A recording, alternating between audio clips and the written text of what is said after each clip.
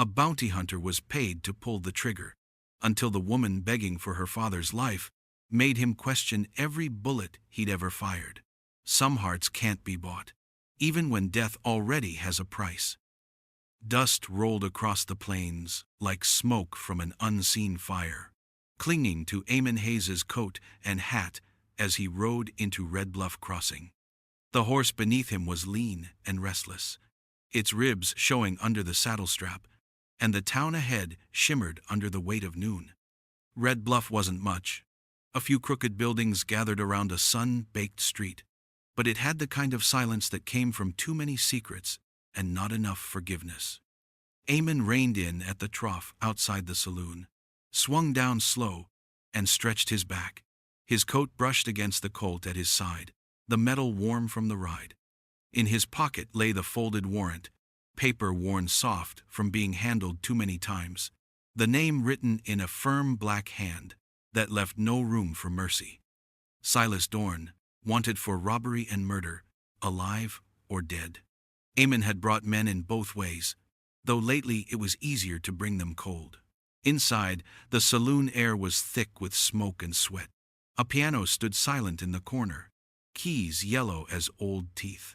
The bartender wiped a glass that was already clean, eyes flicking to the stranger's gun before returning to his work. Eamon crossed the floor without hurry, the wooden boards creaking under his boots, and asked for coffee. The men at the far table stopped talking. One spat tobacco into the spittoon and missed. Another reached for his hat, as if planning to leave, but didn't. Eamon felt their eyes like pins on his back. He drank slow, the bitterness of the brew cutting through the dryness in his throat. Up on the balcony, Nora Dorn leaned against the rail, her fingers curled around the wood. She had come for flour and nails from the store next door, but when she saw the stranger tie his horse, something in her chest tightened. He was not like the drifters who came through and vanished by sundown. His face was quiet, scarred near the jaw, his eyes the color of wet ash. When their gazes met, she felt that chill, the kind that warns before a storm breaks. Eamon finished his drink, left a coin on the counter, and stepped back into the glare. Across the street, a black dog barked once and fell silent. He watched the dust swirl down the empty road, then turned his horse toward the edge of town, where the trees thickened by the river. He knew the cabin would be there, knew the man inside would not run far. But as the wind shifted and brought with it the faint scent of wood smoke and baking bread, something in Eamon faltered. He told himself it was only the heat, only hunger, only the ache of years spent chasing ghosts through the desert. Still, as he rode out past the last fence post, he couldn't shake the feeling that Red Bluff Crossing was about to change him in ways no bullet ever had. The morning came pale and cool, mist rising from the river like breath from a sleeping beast. Nora Dorn stepped out of the cabin with her sleeves rolled and her hair tied back, a bucket in one hand and a strip of bacon in the other for the old hound that limped at her heel. The cabin leaned a little toward the water, its roof patched with whatever wood she could find after last winter's storms, but it held together because she willed it to. She moved through her chores with quiet rhythm, the same pattern every dawn, the same thoughts that never quite left her alone. Inside, her father coughed behind the thin door, a harsh sound that echoed with years of smoke and regret.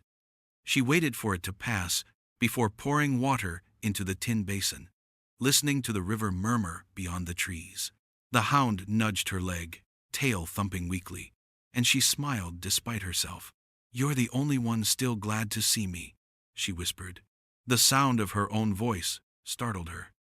It had been 2 days since she had spoken to anyone but her father, and even then their words had been small and tired things. She went down the path to the water's edge, balancing the bucket, her boots sinking into the soft earth. The river caught the sun in ripples of silver. She crouched, dipped her hand in, and felt the cold run through her skin.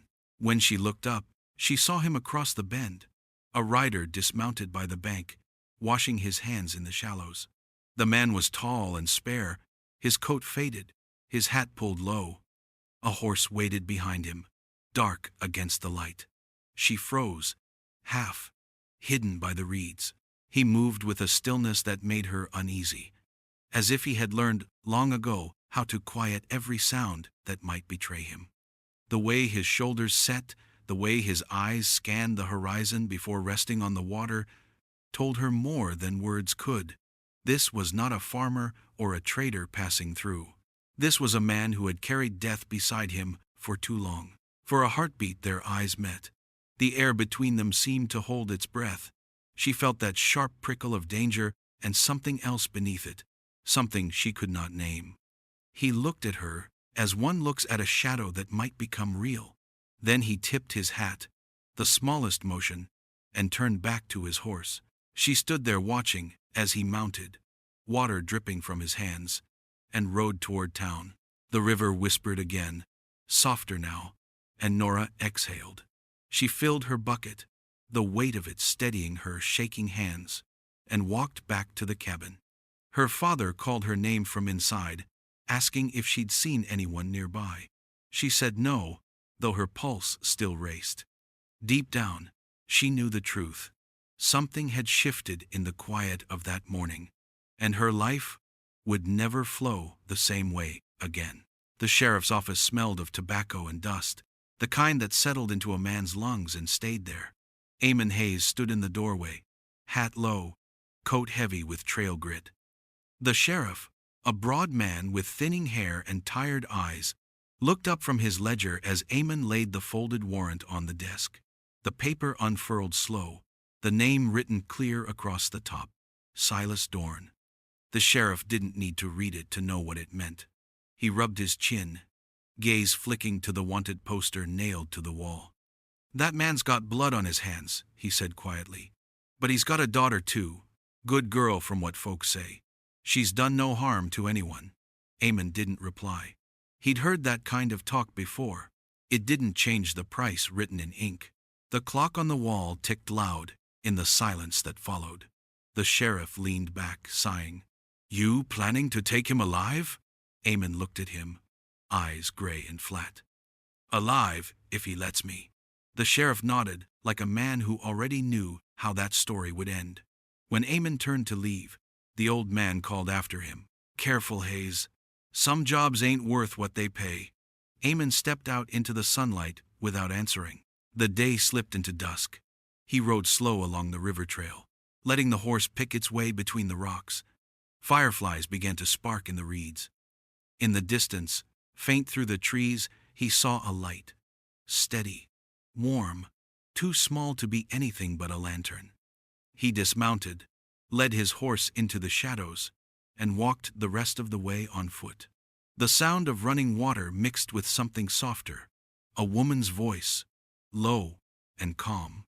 He followed it until the cabin came into view, its windows glowing like embers against the dark. Eamon stopped a few yards short.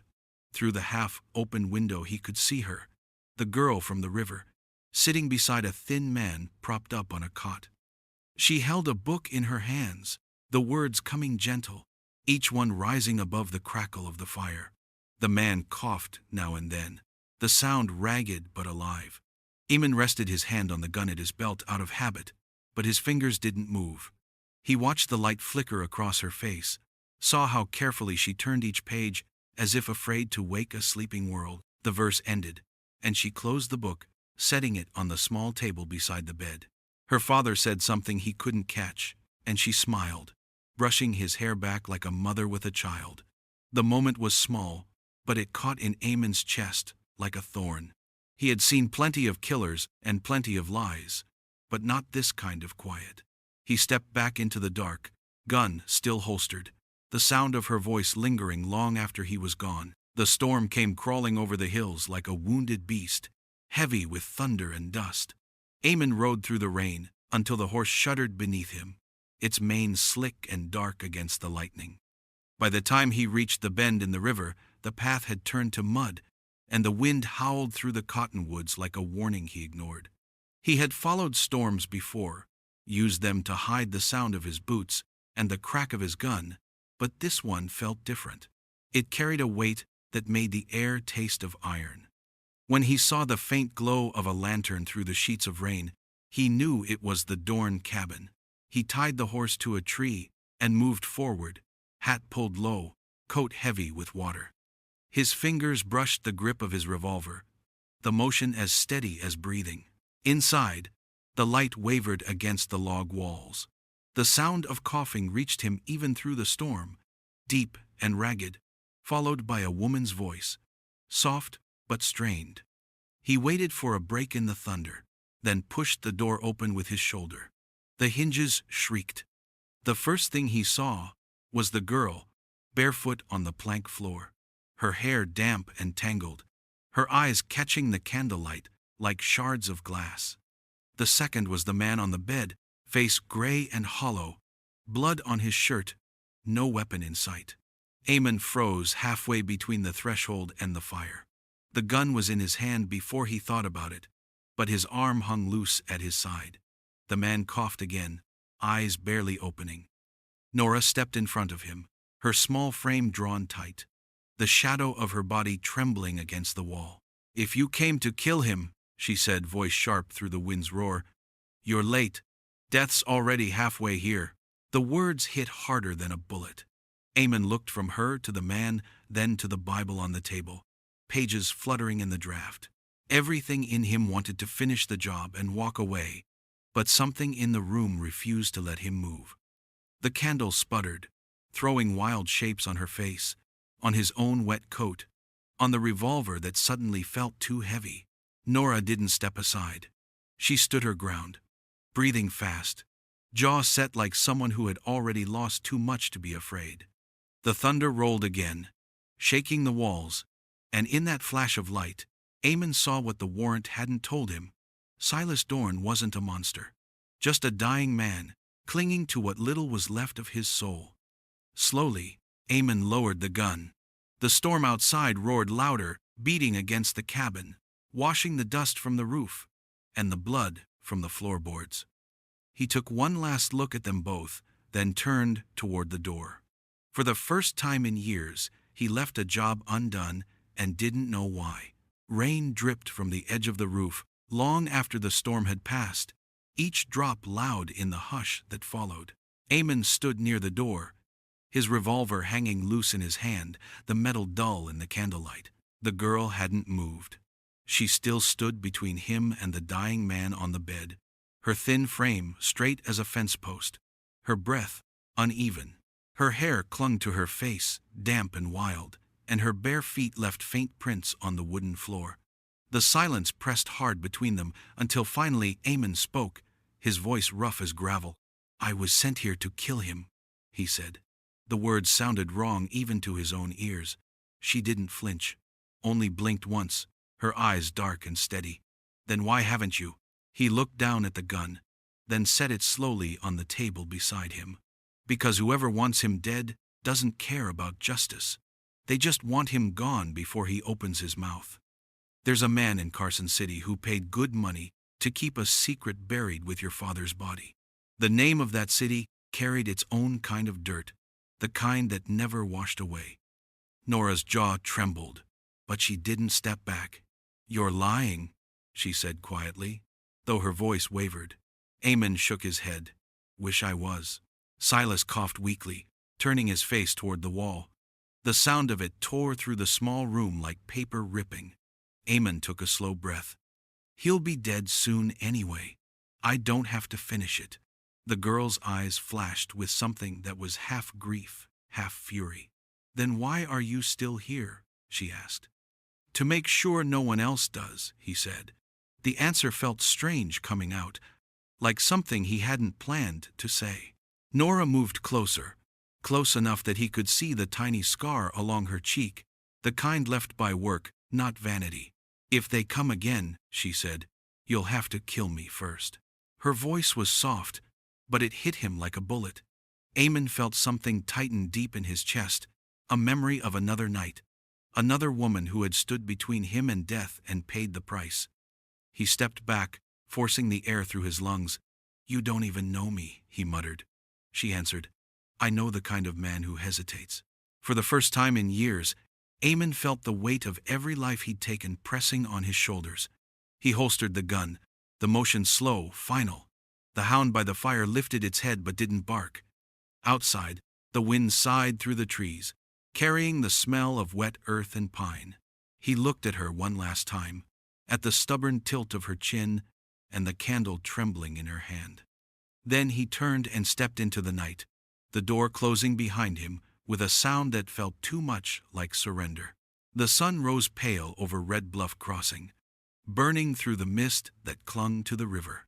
The ground steamed where the storm had passed, and the air smelled of wet earth and cedar. Eamon Hayes rode back toward the cabin before the town was fully awake, the weight of sleepless hours pulling at his shoulders. Word had already spread. He'd heard it whispered in the saloon, carried by men who liked the sound of their own voices. The bounty hunter came and left the job undone. Someone would come to finish it. He didn't doubt it for a second. The kind of men who paid for silence didn't forgive hesitation. They sent riders. By the time he reached the clearing, the girl was already outside, mending the split rail fence that bordered the pasture. The old hound watched her from the shade, too tired to bark. She worked with quick, sure hands, her skirt caught on a nail. A strand of hair stuck to her cheek. Eamon dismounted, boots sinking into the damp grass. "You should pack," he said. "They'll come before nightfall." She didn't look up, just hammered another nail into place. "Then I'll be ready," she said simply. He frowned, glancing toward the cabin. "Your father's not going anywhere in that condition. You need to ride while you can." She straightened then, eyes narrowing against the light. "He raised me in the dark," she said. "I'm not abandoning him to it." The words were quiet, but they left no room for argument. Eamon ran a hand over his face, feeling the grit beneath his fingers. "You're going to get yourself killed for a man who can't stand on his own feet," he said. "Then I'll die standing next to him," she replied. There was no drama in her tone, no trembling, just a calm that unsettled him more than any scream could. He looked at her a long moment, then sighed, rolling up his sleeves. "Your roof's leaking," he muttered. She blinked. "What? If you're staying, you'll need it fixed." He climbed onto the ladder, leaning against the cabin wall, checking the loose shingles. She watched him for a moment, confusion turning to wary amusement. "You don't strike me as a man who mends things," she said. "Maybe I'm trying to learn," he answered. The wind stirred between them, carrying the smell of rain still trapped in the earth. They worked in silence after that. The kind that wasn't empty but full of things neither dared say. She passed him nails. He set them straight, the sound of the hammer steady against the slow rhythm of the river. When the last board was laid, he sat back and looked down at her. "When he's strong enough to ride," he said, "you head north.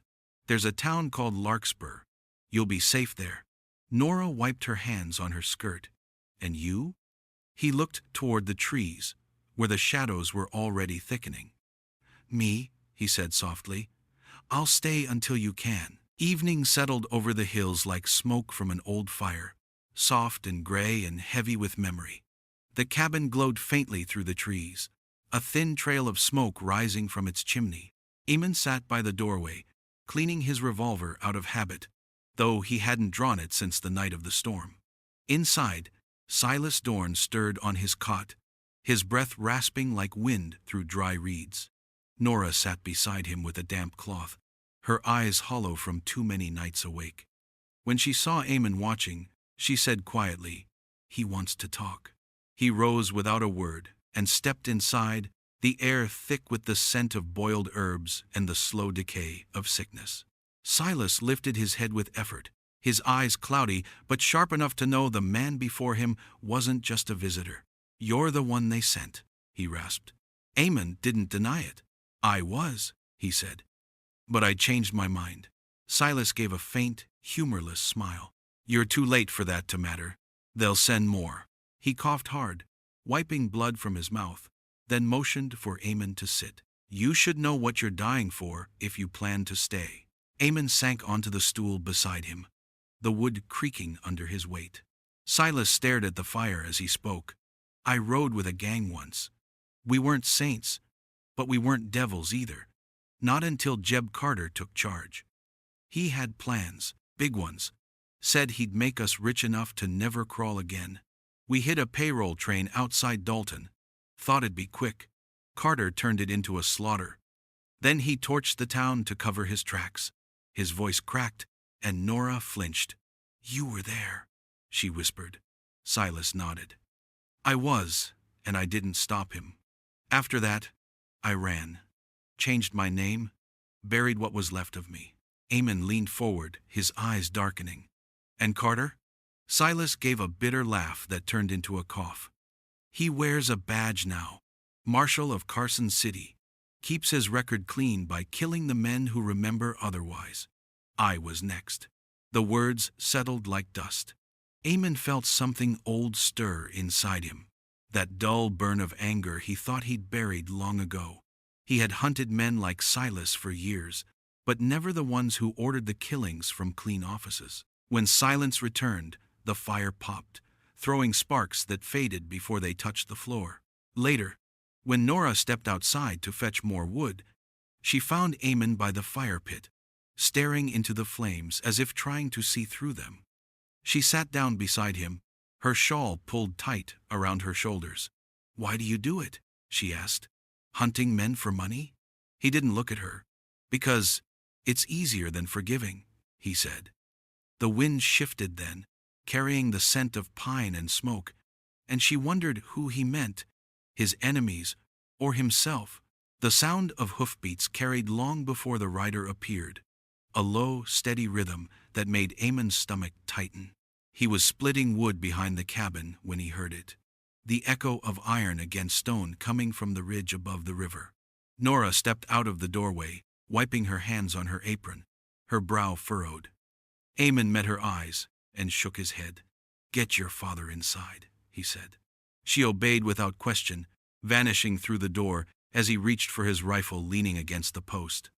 Moments later, a figure came into view, broad, shouldered, dust-covered, the kind of man who rode too far and trusted too few. When he dismounted, Eamon already knew his name, Cole Mathers. They'd hunted men together once, years back, before conscience had weight. Cole grinned when he saw him. "Well, I'll be damned. Hayes, I heard you'd gone missing. Thought maybe you'd finally caught a bullet you couldn't dodge." Eamon didn't smile. "You shouldn't be here." Cole spit into the dirt and unrolled a sheet of paper from his coat. "Got myself a new contract. Same name as yours, Silas Dorn. Seems somebody thought you'd gone soft." His grin sharpened. "Looks like they were right." Eamon's hand tightened on the rifle. "Leave it, Cole. The man's half dead already." Cole laughed, a sound without warmth. "Then it'll be easy money. Step aside, old friend." He started for the cabin, but Eamon moved quicker, blocking the path. "You'll have to go through me," he said. Cole studied him, eyes narrowing. "You'd throw away a payday for some outlaw's brat and her dying father?" Eamon didn't answer, but his silence spoke enough.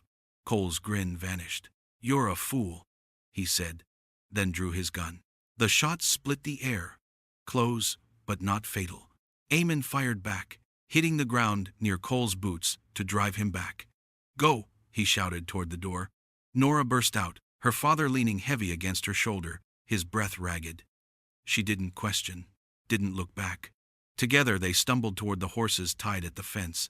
Eamon covered their escape, firing once more before mounting his own. Cole cursed and fired after them, bullets sparking off rock as they rode hard for the canyon. The trail was narrow, the air thick with dust and blood. Silas coughed until his whole frame shook, crimson staining his sleeve. "Keep him steady," Eamon said, his voice hoarse over the wind. The sun dipped low, turning the canyon walls red as rust. Every turn echoed with hooves and breath. When at last the land opened into a hollow, where an old mine sat half, collapsed, they pulled the horses into shadow.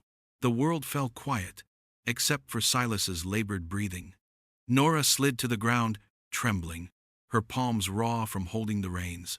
Eamon checked the horizon, then led them into the mine's mouth, where the dark swallowed the last of the light. "We rest till night," he said softly. "Then we keep running." The night passed heavy and restless inside the mine, the air thick with dust and the smell of old iron. When dawn came, it brought no peace, only the sound of distant hoofbeats carried on the wind. Eamon had expected it. Men like Cole Mathers didn't give up once they caught a trail. He woke Nora with a touch to her shoulder and whispered for her to keep low. Silas stirred against the cold ground, coughing hard until the echo filled the tunnel. Blood streaked his lips, his breath shallow as paper tearing. "They're close," Eamon said. Nora's hands trembled as she helped her father sit up. Outside the light was red, the kind that bleeds across the sky before heat rises. The horses pawed nervously, catching the scent of pursuit. The first shot came from the ridge, slamming into the dirt near the entrance. Rock splinters flew, slicing Eamon's cheek. He ducked behind a boulder and returned fire, the recoil sharp against his shoulder. Cole's voice called out from above, cruel and sure. "You can't hide forever, Hayes. I just want the old man." Eamon fired again in answer, hitting the stone near Cole's boot. "You'll have to come take him," he shouted. The hills swallowed the words, then answered with another shot. Nora dragged her father deeper into the shadow, her breath ragged. "You can't fight them all," she said. Eamon didn't look back. "I've fought worse, for less," Silas groaned, his eyes opening just enough to catch the glint of sunlight on Cole's rifle. He reached for the weapon lying beside him, fingers trembling. "Give me that," he rasped. Nora shook her head, tears streaking through the dust on her face. "You can't even stand," Silas managed a thin smile. "I don't need to stand, just need to aim." Eamon saw the determination in the old man's face and handed him the rifle without a word. Gunfire cracked again, echoing across the rocks. Eamon moved from cover to cover, returning shots with calm precision. When Cole tried to circle closer, Silas fired once, the bullet striking his horse and sending it screaming to the ground. Cole rolled clear, cursing, but his men faltered. The noise was deafening, the air thick with gun smoke and grit. Nora stayed beside her father, reloading for him when his strength failed. Each shot cost him more breath. When the last man fell silent, Eamon rose slowly, his ears ringing.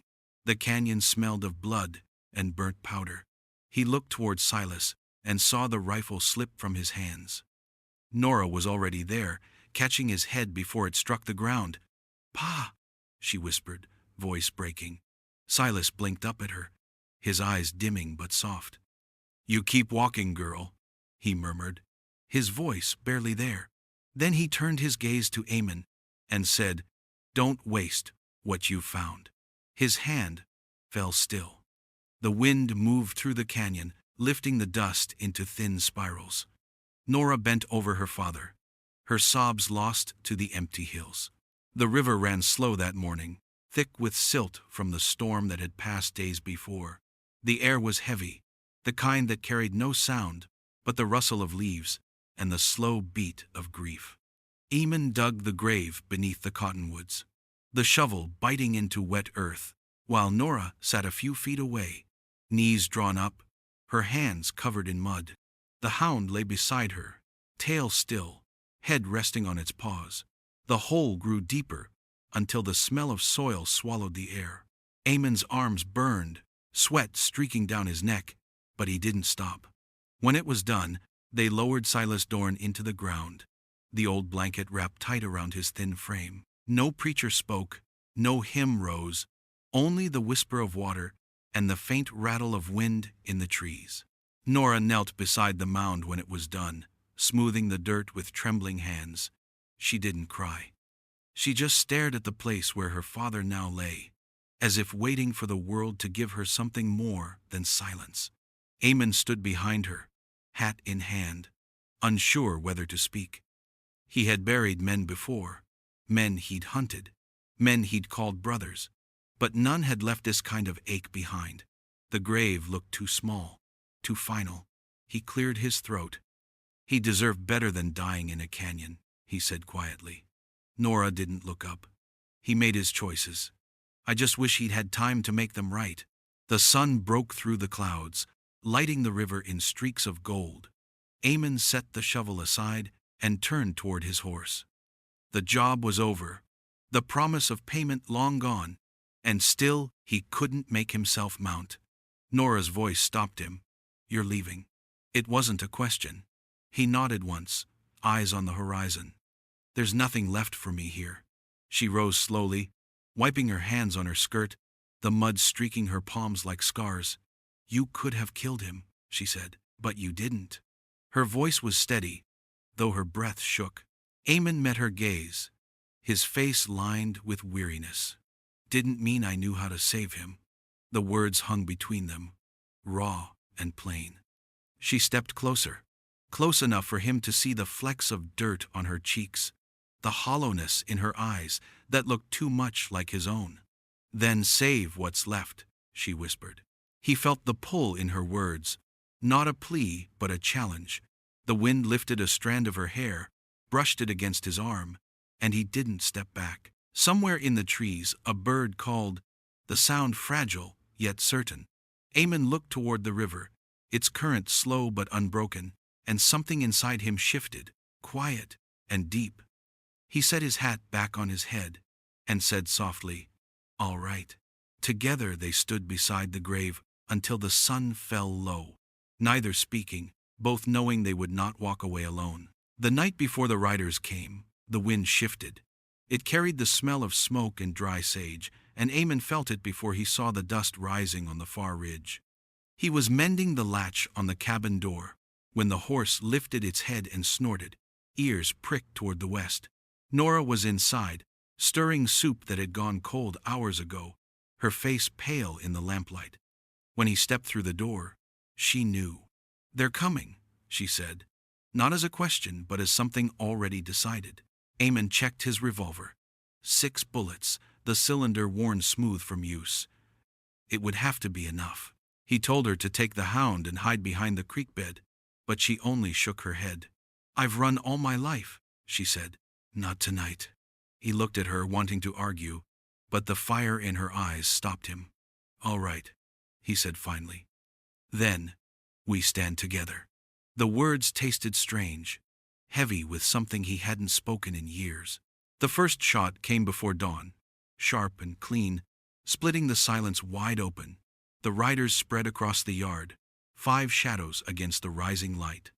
Their faces were hidden by dust and hatred, the kind of men who didn't need names to do what they came for. Eamon fired first, hitting the lead horseman clean in the chest. The man fell hard, his gun going off as he hit the ground. Bullets tore through the walls, splintering the wood above Nora's head. She didn't flinch. She grabbed the rifle leaning by the door, cocked it, and fired through the window. A rider cried out, clutching his arm. Eamon glanced at her, surprised by her calm, and she said, "You taught me to aim straight." The fight dragged on, brutal and close. Smoke filled the cabin, the air thick with dust and gunpowder. Eamon moved with the steadiness of a man who'd long made peace with dying. When his last bullet found its mark, only one rider was left, crawling toward his gun. Nora stepped outside before Eamon could stop her, her skirt torn, hair wild around her face. The rider looked up, saw her standing there, and froze. She raised her rifle but didn't fire. Eamon came up beside her and kicked the weapon from the man's hand. The silence that followed felt heavier than the fight itself. The horizon glowed pale pink as dawn crept over the hills. Eamon holstered his revolver, hands shaking for the first time in years. The yard was quiet except for the crackle of flames licking the edge of the porch where a lantern had fallen. He reached into his coat and pulled out the bounty paper, the ink already smudged from rain and blood. Without a word, he tossed it into the fire. The edges curled black, turning to ash. Nora stood beside him, eyes bright in the smoke. Together they watched it burn until the wind carried the last of it away and the morning began. The days grew long and warm, the kind that made the river shine like glass beneath the cottonwoods. The cabin stood straight again, patched and sturdy, smoke rising from its chimney each evening as if it had never known fire or blood. The grave beneath the trees was covered now with wildflowers Nora had planted, white and yellow blossoms that leaned toward the Sunday. Each morning, she knelt there for a while, pulling weeds, humming softly under her breath. Eamon would watch from the porch, hat tilted low, the sound of her voice drifting through the quiet like a promise the world had forgotten to break. He still wore his gun, though the leather was cracked and the steel dulled from disuse. It hung on his hip out of habit, not hunger. Some nights he'd find himself touching it, thumb brushing the worn grip, and wonder if he could still draw quick enough to matter. Then he'd hear her laugh from the garden or the kitchen window, and the thought would pass like smoke in the wind. He mended fence posts, cut firewood, tended the horse that had carried them through too much. Each small task felt like penance, though no one had asked it of him. The town of Red Bluff Crossing still whispered his name, calling him killer, drifter, bounty man. He didn't go there anymore. Nora did, once a week, trading eggs and flour for cloth or seed. People stared, some with pity, some with suspicion, but she met every look with the calm of someone who no longer needed the world's approval. When she returned, Eamon would be waiting by the gate, pretending to fix something, pretending he hadn't been listening for the sound of her horse. Sometimes, when the heat eased and the sky burned gold, they walked down to the river. The water moved slow that time of year, shallow enough to wade through, cold enough to remind them they were still alive. Nora would sit on the bank, skirts gathered around her, and Eamon would stand beside her, hands in his pockets, staring at the current. Words came rarely between them, but they weren't needed. One evening she reached out and took his hand, her fingers small against his scarred ones. He hesitated, then let her. The same hand that had once ended lives now rested quietly in hers, steady and warm. They stayed that way as the sun slipped behind the ridge, light catching on the water until it looked like fire melting into gold. A bird called from somewhere beyond the trees, and Nora leaned her head against his arm. "You ever think about leaving?" she asked softly. He shook his head. "No, I've done enough running." She smiled, eyes half closed. "Then stay." He didn't answer, but his fingers tightened around hers. Under the cottonwood light she saw him, not as the man who came to end her story, but as the one who helped her begin again. If this story left its mark on you, subscribe, like, and saddle up for more videos.